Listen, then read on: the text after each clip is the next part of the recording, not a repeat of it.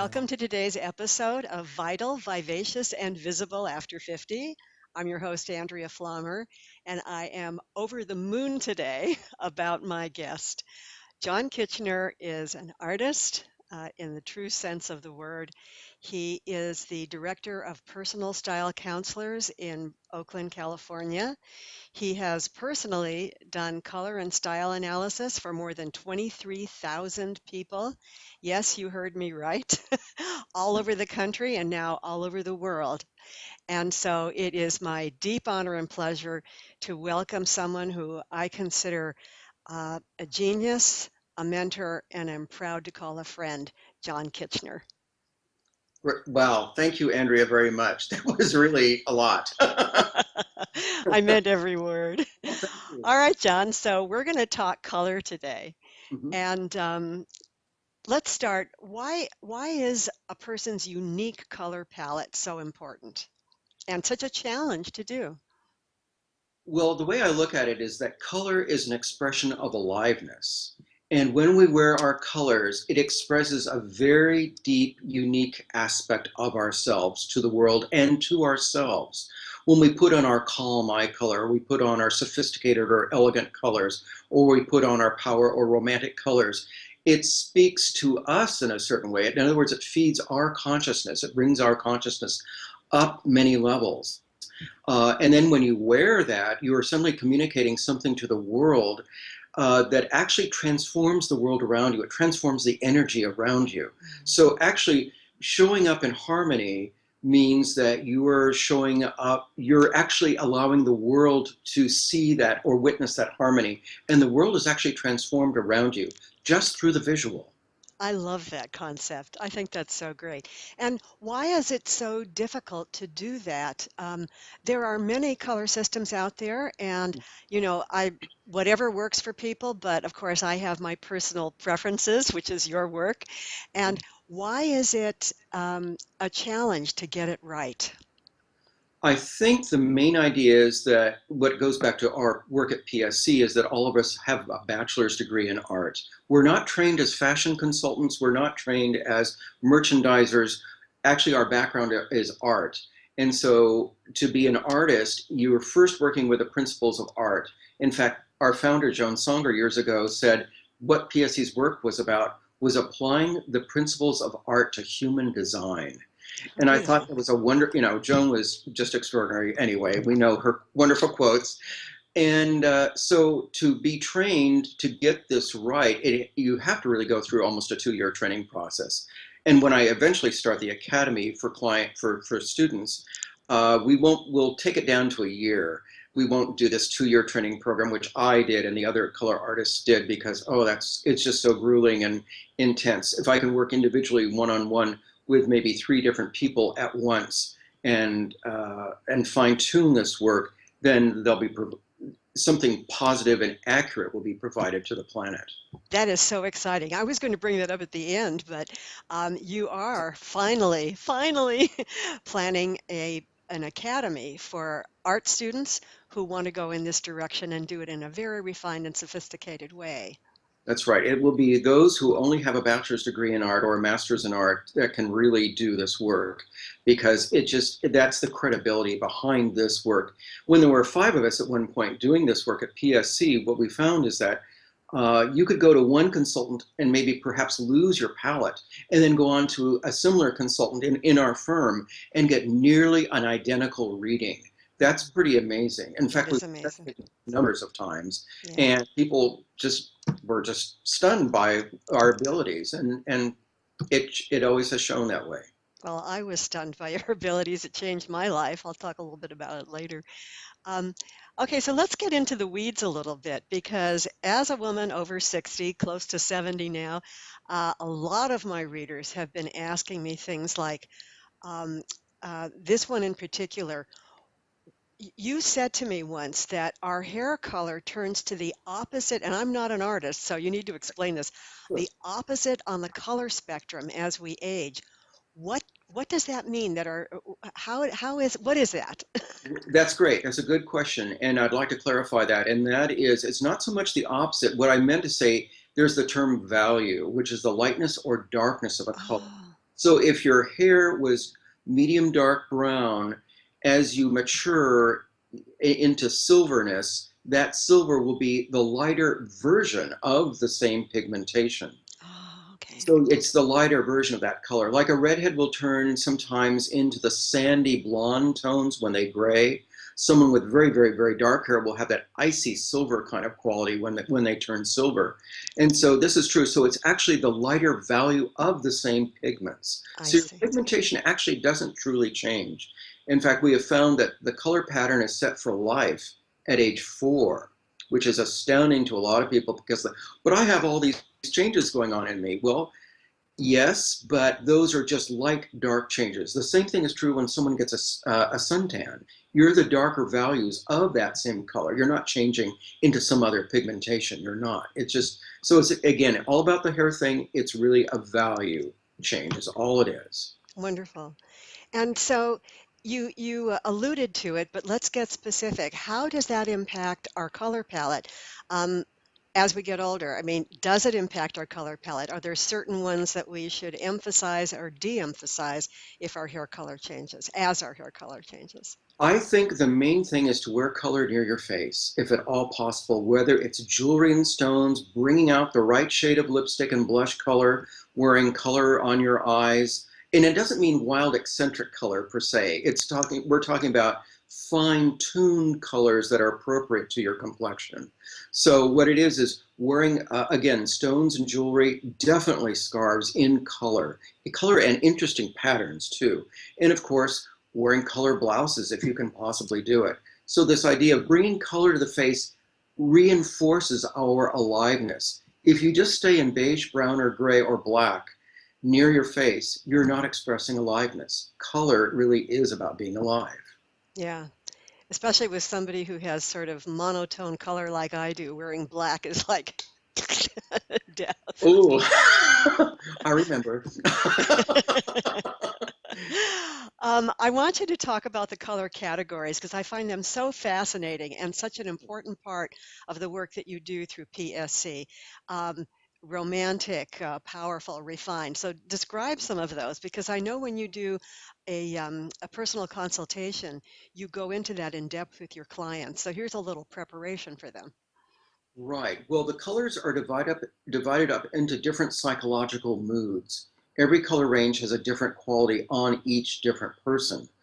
What we do find that is consistent is that the reds, whether it's a brick red, a bright red, a coral, a salmon, a hot pink, or a fuchsia, or a regular red, is going to be in the romantic range of colors because reds operate in a more emotional way on skin tones. The one thing people will say, oh, but isn't red a powerful color? Well, it is in some respects, in that the color has, when you measure it on a spectrometer, red vibrates faster than all colors, other than yellow.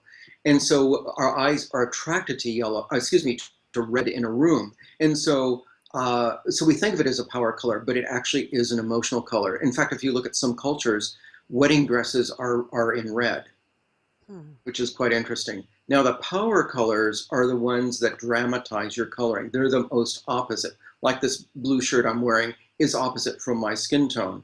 So those are considered the complementary colors to the person's complexion.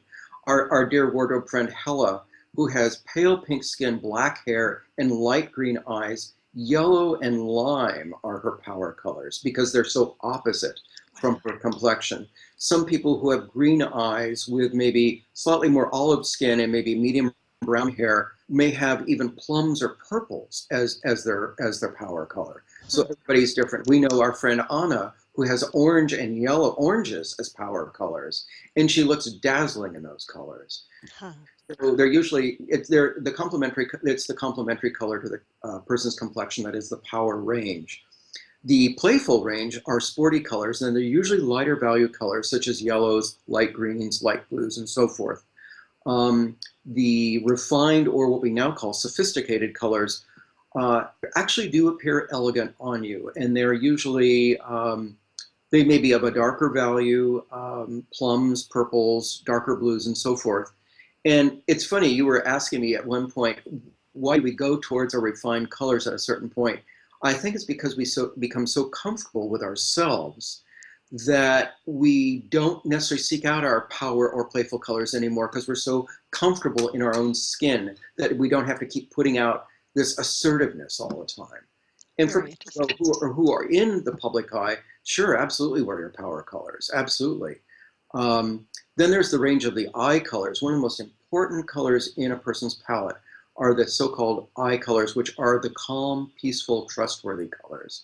They are almost your essence colors in a sense, Hmm. in that they are the mirrors of the soul. They are the where people perceive you, and and it's a gentle, calming color. It's what my therapists often wear to work, so their clients will feel very comfortable with them. Huh.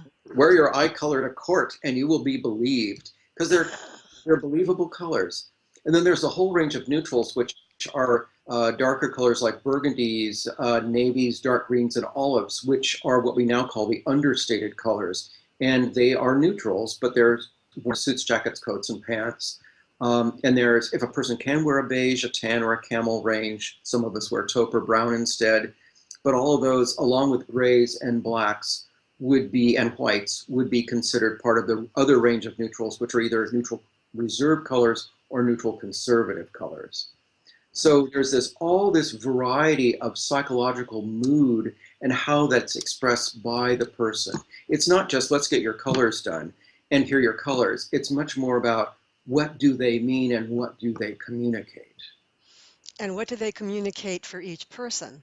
Because a particular color can express something for one person, and the exact same color can express something for someone else. Very true. That's true. One person's power color could be somebody else's calm color. Fascinating. It's fascinating how that works. And of course, people do not only do this in their wear these colors in their wardrobe and their makeup, but they will actually take them right into their environments, their homes and their offices, and that's really marvelous. Yeah, that's fantastic. Um,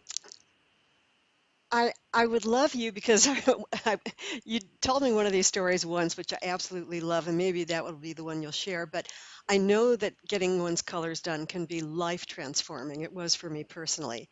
And I would love for you to share with us a story or two about some of your clients and or any of your clients and no names given. Sure, of course not. Uh, Probably the most memorable one I can remember was years ago when we had an office in Southern California in Pasadena, and it was early on in my career. It was about 1983, and the woman who came in was wearing puff sleeves, light colored clothes, and little floral tops, and she was carrying basically the filter her mother imposed upon her.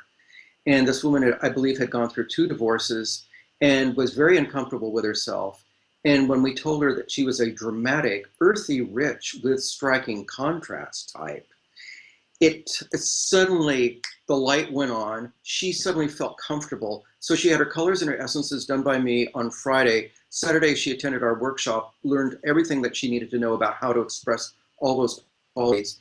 And then she had a day off on Sunday. Then Monday morning, she went in to see her therapist, spread out all the pages of her palette, all her essence style information in front of her, and said, "This is who I am, and I don't need you anymore." Which I now I do support people doing therapy. That's a good thing in some cases, definitely. But she had been through so many years of therapy, and the colors and the essence information completely turned her life around. She acknowledged her mother for all the positives she did offer her, but of course, she's not her mother. She was somebody Right. completely different. And later on, that woman brought in her new boyfriend who was equal to her Oh, powerfulness. And so there was such a great resonance between the two.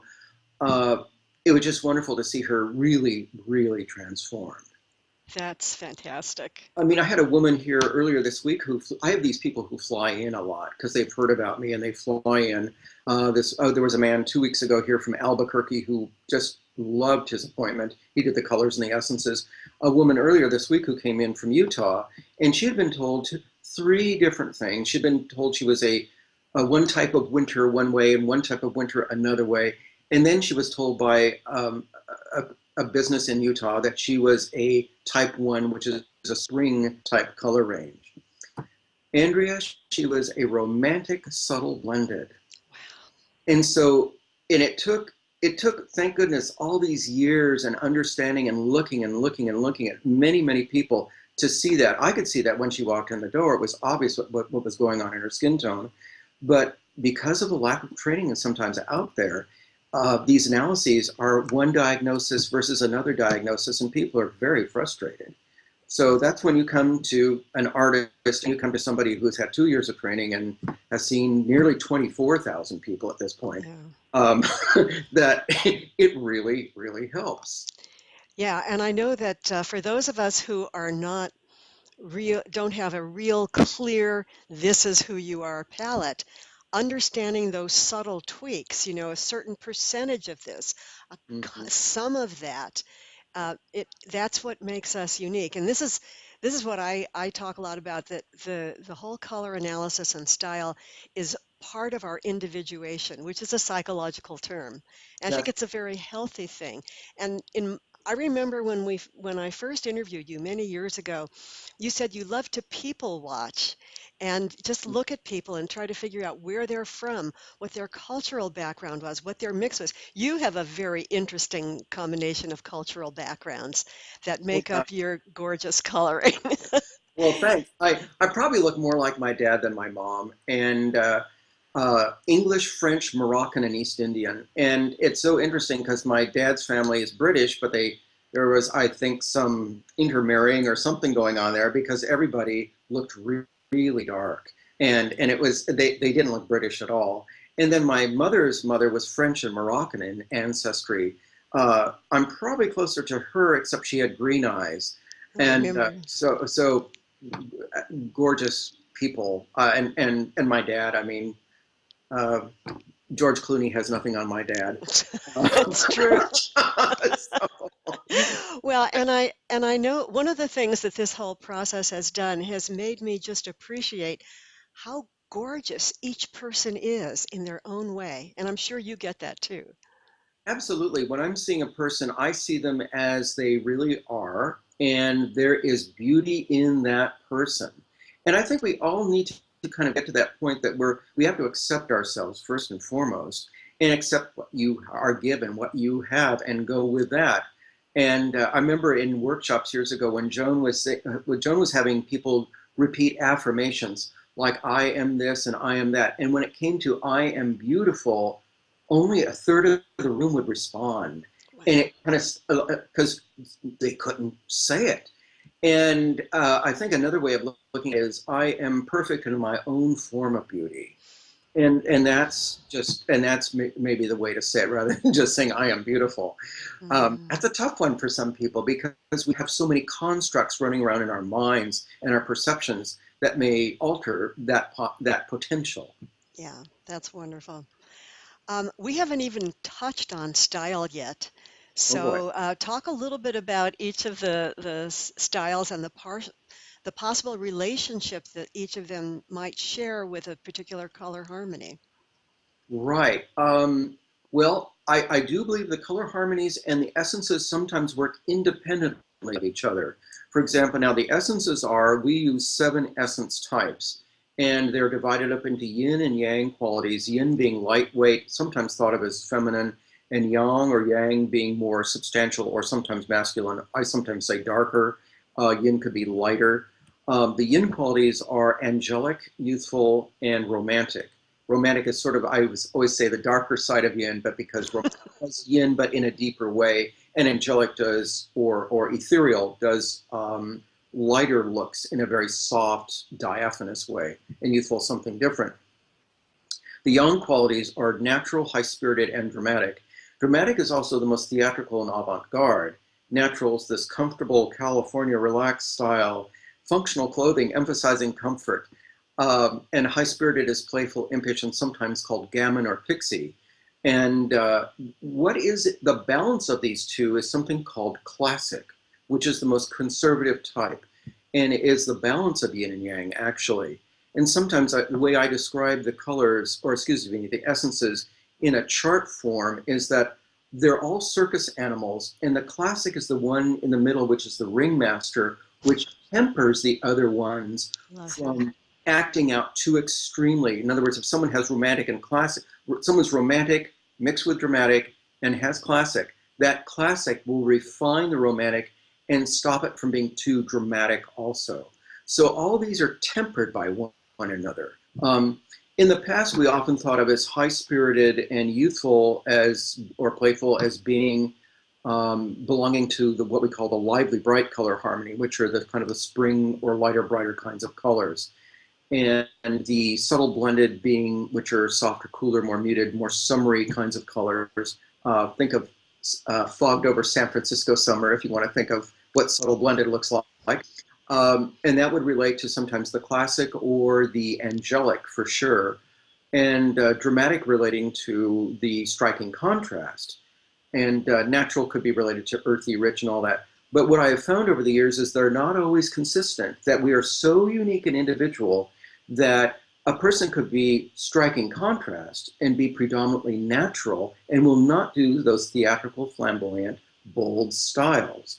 They'll do their colors, but they'll do them in contrast, but in a casual expression. So I know that when you do style analyses, you have each person gets a book of their colors when they do the color with you, and then Right? the style analysis, right? Those books right there. Those It's are fabulous. like a day running sized binder with all your different samples in it, you Right. know, different color ranges and so forth, and they're all Beautiful. titled according to their psychological mood, of course. That's so great. And then they also, if they also do a style analysis, you give them actually pictures of the different kinds of um, silhouettes and necklines.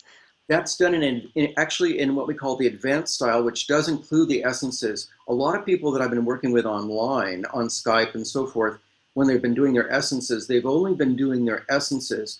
When they want to do more advanced details and visual information, they'll I do the see. advanced style, which is includes the essences, but also includes all these illustrated silhouettes and pages that you were discussing. Right.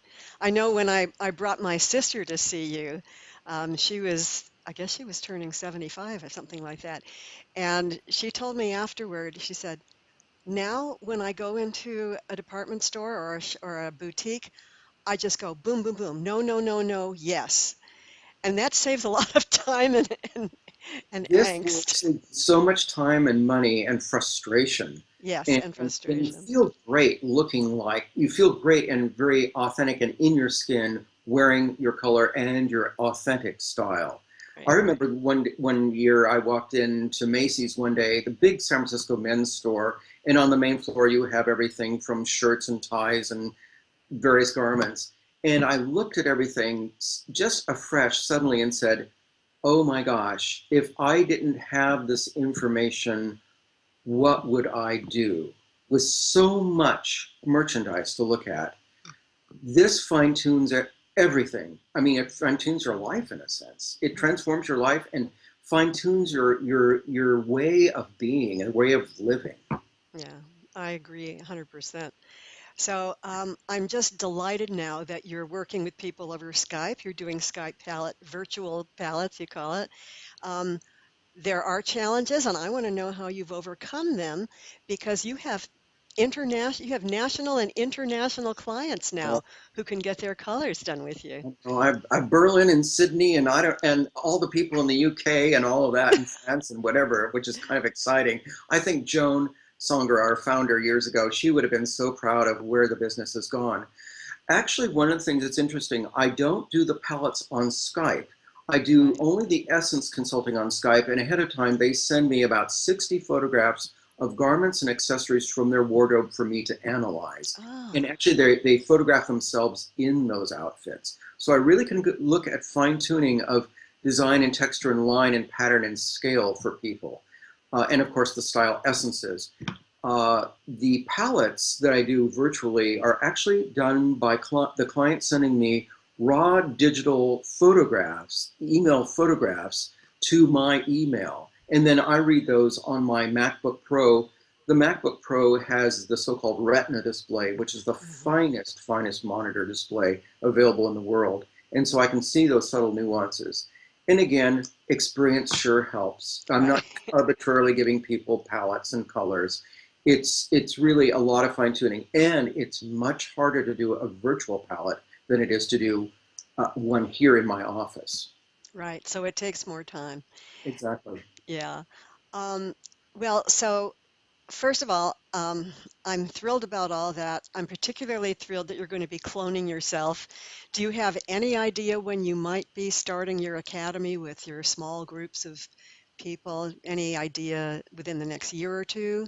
Yes, probably within the next year or two, probably as maybe as soon as September, October of this year. Great. And it'll be great. And as I said, it'll be three people probably at a time that I will work with that will all have bachelor's degrees in art. Many people have come to me over the years and have not had the art background, and they can't see color as finely. Hmm. And in fact, these people ahead of time, I will test their color perception to see if there's any kind of subtle something they can't see. Mhm. I have worked with people in the past. I know one person could not see the effects of yellow, and I couldn't possibly work be on hand for every appointment he ever did that that involved Yeah, person ranges of yellows. yeah, So yeah, I, that's big. yep. So also before we close, I also want you to direct our viewers to your fantastic YouTube pages because there is a wealth of information in there. And it's constantly evolving and growing because I do change the color harmonies about every 6 to 9 months, and there are men's and women's color harmonies presented there. And again, those are the basic color harmonies. Those aren't the blends of qualities, which we all are. We're not just one category. So there's information there, of course, on the style essences as well. And I'm working on the high spirited and classic videos, which are the next to be finished and completed and put up there. That's it's youtube.com/jkpsc, and it's so you would be able to find those videos there. Our website is really old at this point. It really does need to be revamped. It's 11 years old. The current information is correct. It's just that it's really old and needs major updating at this moment. And give us the website address. Oh, sure. It's www.pscjohnkitchener.com. And Great. Kitchener is spelled kitchen with an ER on the end. So it's Right. pscjohnkitchener.com. And the update to the colors that includes more current fashion and style things. Do you mean the videos on the color harmonies? Yeah. Oh, yes. Everything's continually updated. I do Great. include older imagery that Hella Sakanis, our wardrobe consultant here in the Bay Area, she and I would gather together and compare notes and pictures and so forth. Hello has been very, very good at finding photographs for me that even I wouldn't find. And now, of Great. course, with the internet and Google, you can just go on and find endless, Right. imagery, which is fantastic. Right. We'll give a So, little plug to Hella because she's done a lot of oh, shopping for me. Hella Tsakonas, Tsaconas. I mention her name and her link in my book too. So, John, this has been just a complete delight. I know my viewers are going to absolutely love this. This well, is, I have nothing more to say except thank you okay. so very much for this today. Well, great. Thank you so much, Andrea. And it's good to see you again. And you look fantastic in Thank your you. radiating red and I'm everything. So I'm wearing my romantics today, my 5%. that's all right. We if you don't have a little romantic, wear your That's the reds. way I feel. All That's right, right. John, thank you so much. Oh, you're welcome. Bye-bye. Bye bye.